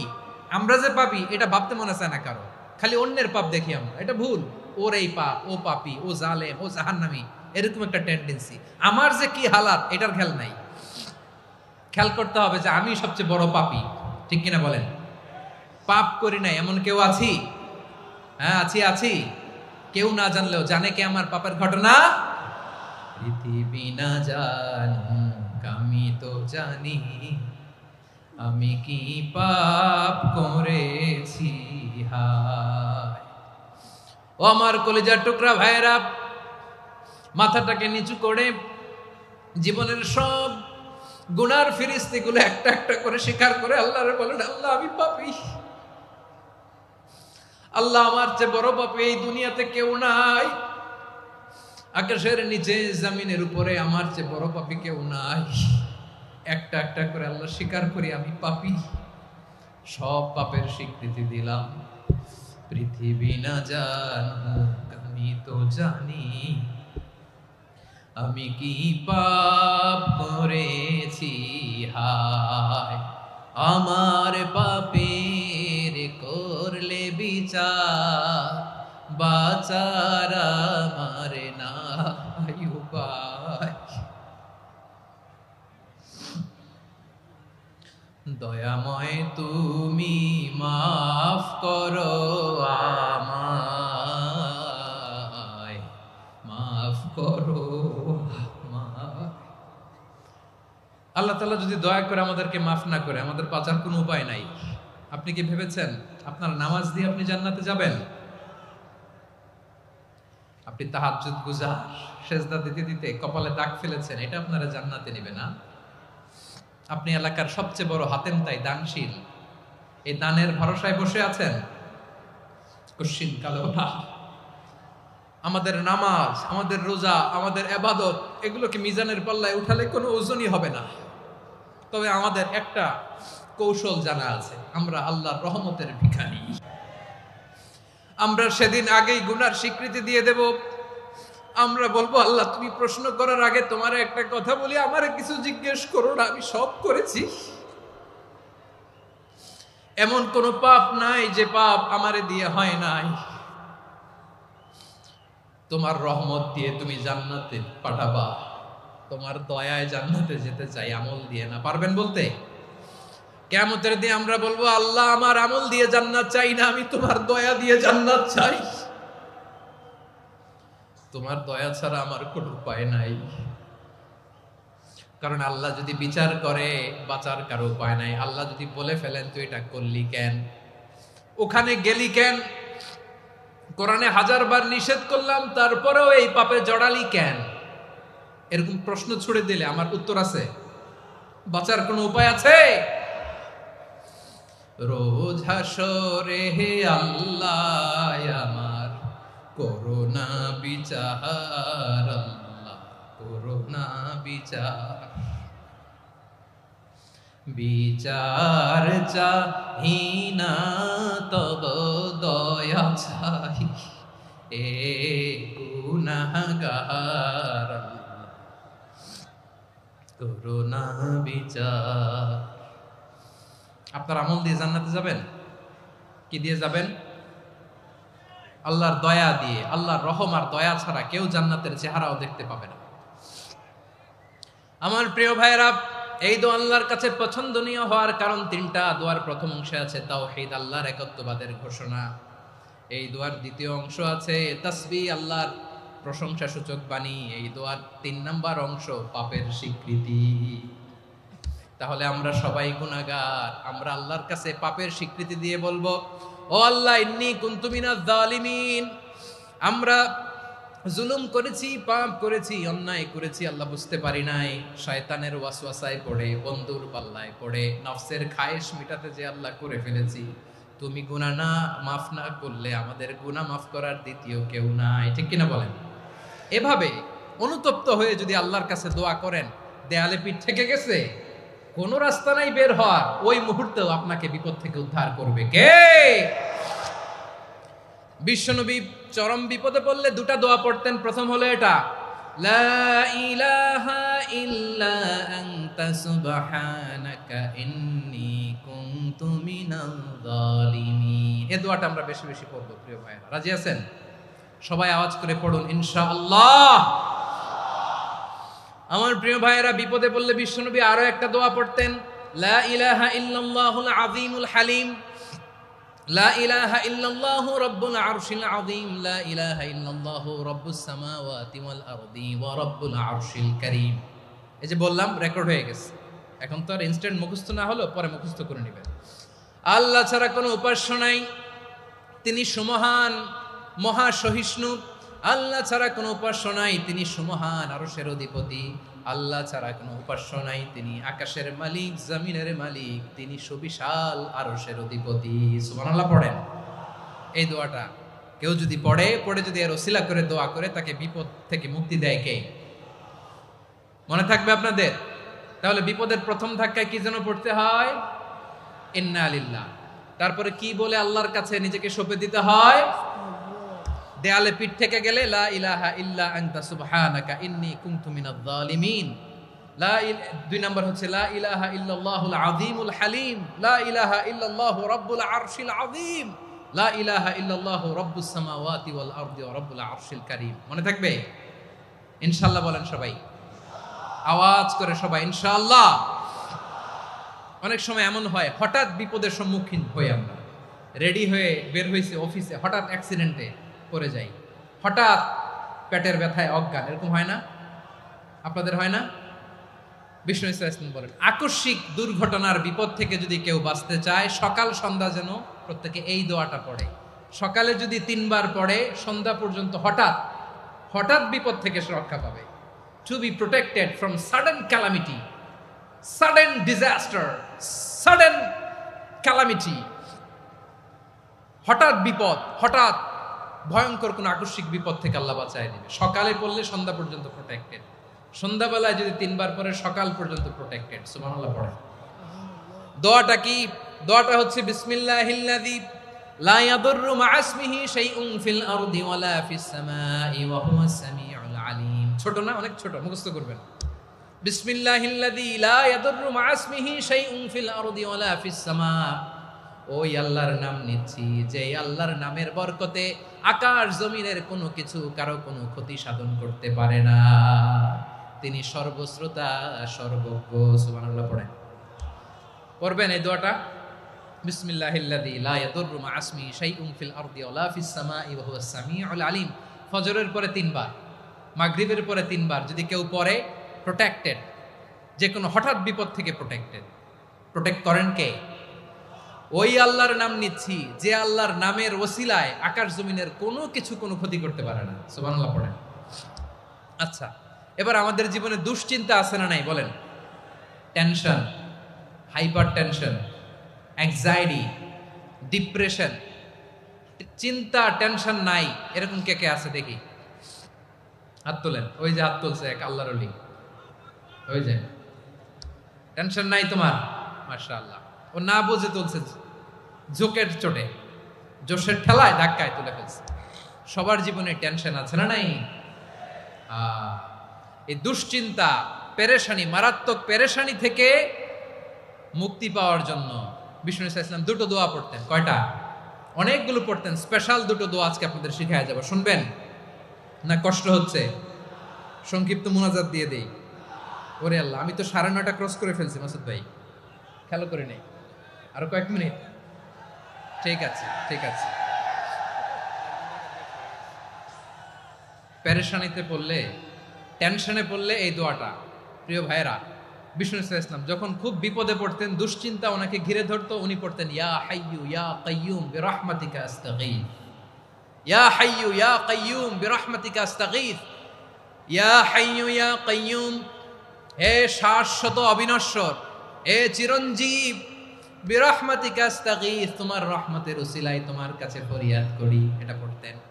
আবার আরেক বর্ণনায় এসেছে ইয়া হাইয়ু ইয়া কাইয়ুম বিরহমাতিকা আস্তাগীথ আসলিহ লি শা'নি কুল্লাহু ওয়ালা তাকিলনি ইলা নাফসি তরফাতা আইন। আসলিহ লি শা'নি কুল্লাহ, আল্লাহ আমার সবকিছু আপনি সেটেল করে দেন। আমাদের সব ঝামেলা সেটেল করে দিতে পারে কে? আমরা তো সেটেলমেন্টের জন্য এসপি সাহেবের কাছে যাই, ডিসি সাহেবের কাছে যাই, অমুক ভাইয়ের কাছে যাই, তমুক ভাইয়ের কাছে যাই। এই দোয়া পড়লে আরশের উপর থেকে আপনার ম্যাটার সেটেল করে দিবে কে? তাহলে পড়বেন ইয়া হাইয়ু, হে চিরঞ্জীব। হাইয়ু মানে চিরঞ্জীব, যিনি চিরকাল বেঁচে থাকবেন, মরবেন না। আল্লাহ মরবেন? তার কোনো লয় আছে? ক্ষয় আছে? সূরা রহমানে আল্লাহ বললেন কুল্লু মান আলাইহা ফানি ওয়া ইয়াবকা ওয়াজহু রাব্বিকা যুল জালালি ওয়াল ইকরাম ফাবিআইয়ি আলাই রাব্বিকুমা তুকাযিবান। জমিনে যা আছে সব ফান, ভ্যানিশ হয়ে যাবে, নিশ্চিহ্ন হয়ে যাবে, শেষ হয়ে যাবে, সব বিলুপ্ত হয়ে যাবে, একজন ছাড়া। জোরে বলেন তিনি কে? ইয়া হাইয়ু, আমার সাথে আওয়াজ করে পড়েন ইয়া হাইয়ু ইয়া কাইয়ুম ইয়া হাইয়ু ইয়া কাইয়ুম বিরহমাতিকা আস্তাগীথ আসলিহ লি শা'নি কুল্লা ওয়ালা তাকিলনি ইলা নাফসি তরফাতা আইন। এভাবে দোয়া করলে আপনাকে বিপদ মুক্ত করবে কে? এই দোয়াটা কেন পছন্দ আল্লাহর কাছে? কারণ এখানে আল্লাহর দুইটা সুন্দর নাম আছে, গুণবাচক নাম, আল হাই, আল কাইয়ুম, এই দুটো নাম আছে এখানে। আবার এই দুইটা আয়াতুল কুরসির অংশ। আয়াতুল কুরসির শুরু তো এটা আছে না নাই? হ্যাঁ, আছে না নাই? 3 নাম্বার কারণ এটা ইসমে আজম। কোন দোয়াটা ইসমে আজম? যে দোয়া ওসিলায় দোয়া করলে আল্লাহ দোয়া ফেরায় না। অনেকগুলো মত আছে, সবচেয়ে ভ্যালিড মত হচ্ছে এটা, ইয়া হাইয়ু ইয়া কাইয়ুম, এর ওসিলা দিয়ে দোয়া করলে দোয়া কবুল করে কে?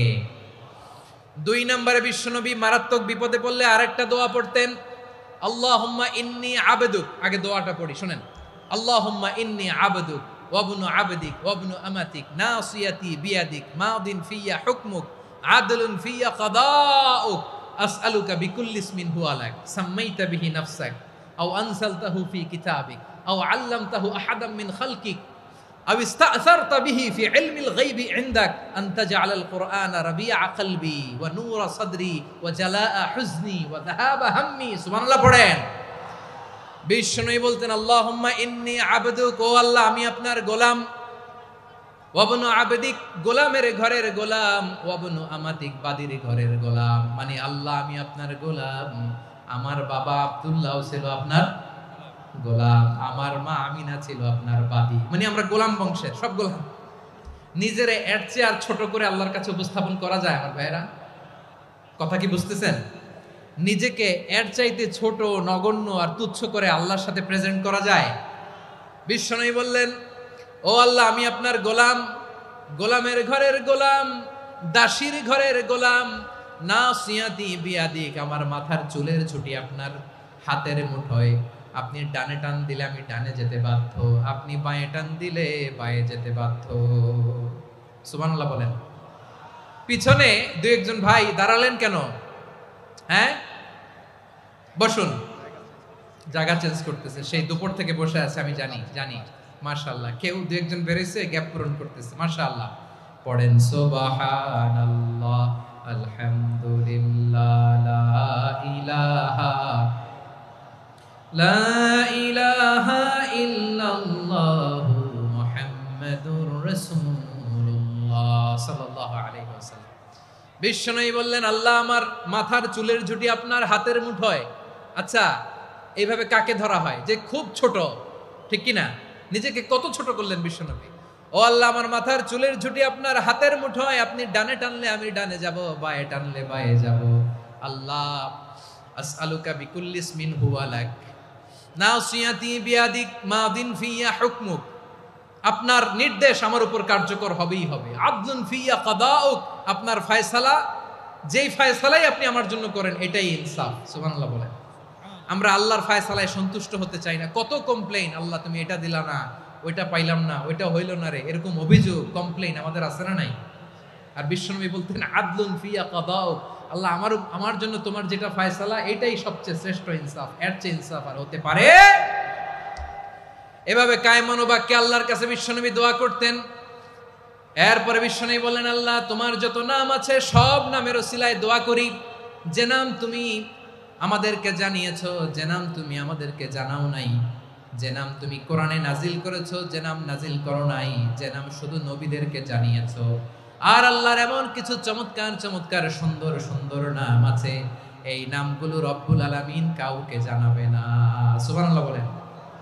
আমরা তো 99 নাম জানি, 100 নাম জানি আল্লাহ, কিন্তু আল্লাহর এমনও কিছু নাম আছে যেগুলো আল্লাহ বিশ্বনবীরও জানায় নাই।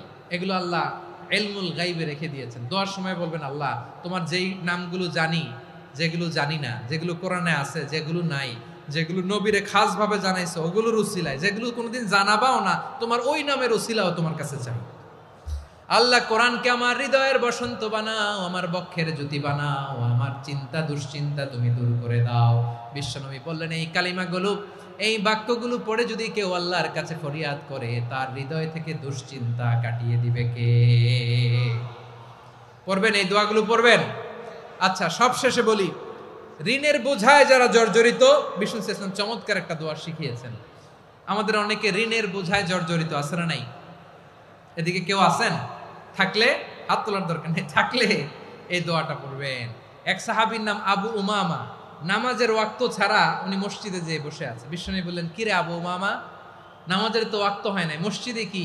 সাহাবী বলে, হুমুমুন লাজিমাতনি ওয়া দুয়ুন, নবী গো ঋণের বোঝায় এমন টেনশনে আছি, ঘরে থাকতে পারলাম না, মসজিদে চলে আসছে। বিশ্বনবী বলেন, আমি কি তোমার এমন একটা দোয়া শিখাবো যেটা পড়লে আল্লাহ তাআলা তোমার ঋণের বোঝা হালকা করে দিবে?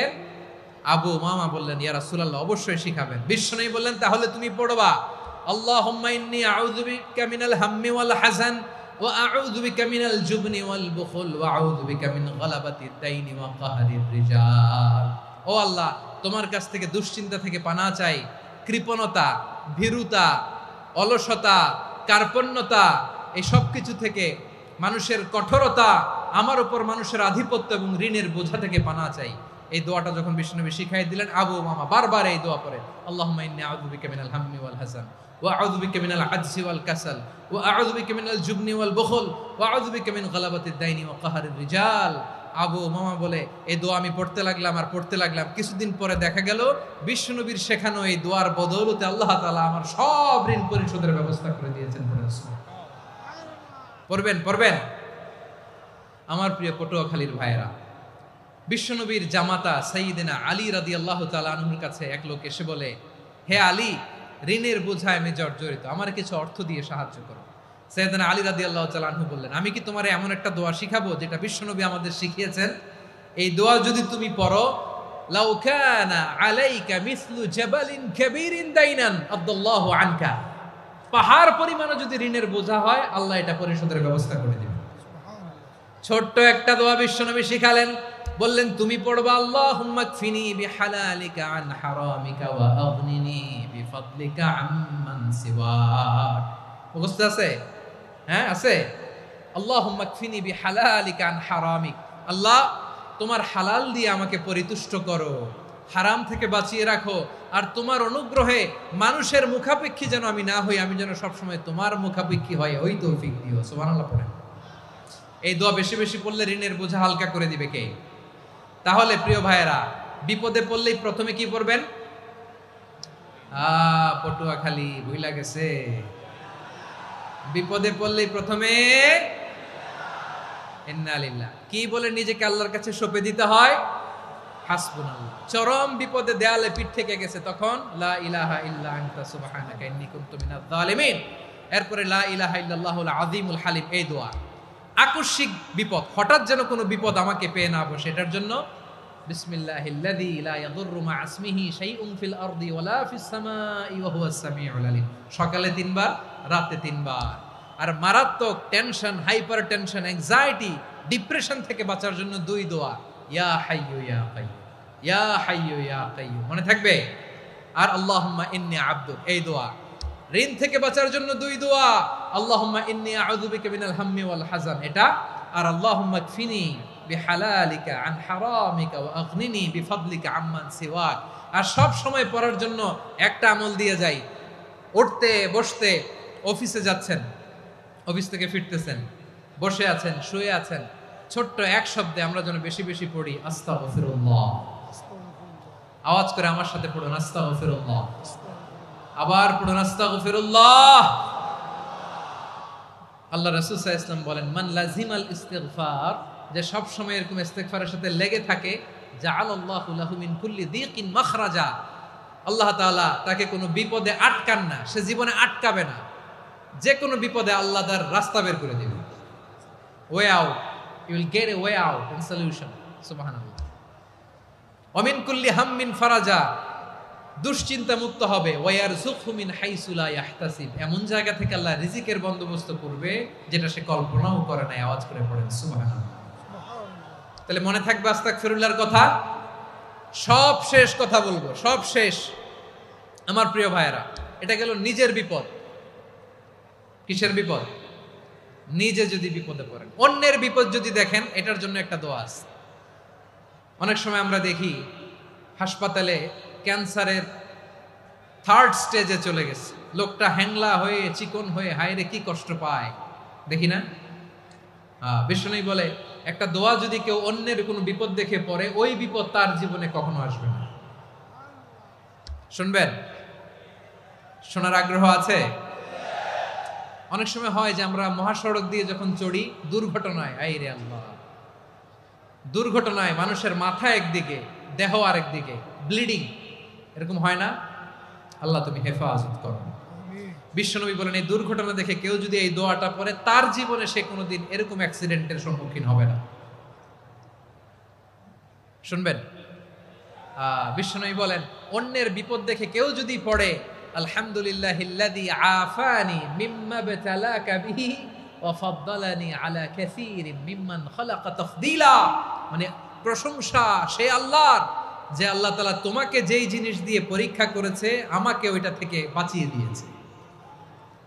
তোমাকে আল্লাহ যেই বিপদে ফেলেছে, আমাকে ওই বিপদ থেকে তিনি মুক্ত রেখেছে, আর তার অনেক সৃষ্টির উপর আমাকে তিনি প্রাধান্য দিয়েছে। সুবহানাল্লাহ পড়েন। যে কোনো বিপদ, কারো ক্যান্সার দেখে যদি এই দোয়াটা আপনি বিশ্বাসের সাথে পড়েন, জীবনে কোনোদিন ক্যান্সার রোগে আক্রান্ত হবেন না। দুর্ঘটনা দেখে যদি পড়েন, ওই দুর্ঘটনা আপনাকে স্পর্শ করবে না। যে কোনো কারো বিপদ দেখে যদি কোনো বিশ্বাসী বান্দা এই দোয়া পড়ে, বিশ্বনবী বলেন, লাম ইউসিবহু যালিকাল বালা, ওই বিপদ তাকে আর ধরবে না। উফিয়া মিনহু মিন যালিকাল বালা কাইনাম মা কান, সে যতদিন হায়াত পাবে কোনোদিন ওই বিপদ তাকে স্পর্শ করবে না। এই দোয়াটা পড়তে রাজি আছেন আমার প্রিয় ভাইরা? তাহলে পুরো আলোচনার সেন্ট্রাল থিম হচ্ছে, আমাদের জীবনে বিপদ আসবে, কষ্ট আসবে, দুঃখ আসবে, কিন্তু বিপদে আপদে আমরা হাল ছেড়ে দিব না, হতাশ হব না। মুমিন হতাশ হয় না, নিরাশ হয় না, হাল ছেড়ে দেয় না। মুমিন ভরসা রাখে একজনের উপর। আওয়াজ করে বলুন, যিনি কে? বিপদে পড়লে আমাদেরকে উদ্ধার করে কে? আবার আমাদেরকে যদি কোনো নেয়ামত আল্লাহ দিতে চান, ওইটা কেড়ে নেওয়ার ক্ষমতা কারো আছে? তাহলে আমরা কানেক্টিভিটি বাড়াবো কার সাথে? আমাদের প্রার্থনার ফরিয়াদের হাত তুলবো কার কাছে? রাজি আছেন? পটুয়াখালীর ভাইয়েরা, মনে থাকবে কথাগুলো? আল্লাহ তাআলা আমাদের সবাইকে কথাগুলো বোঝার ও আমল করার তৌফিক দান করুন।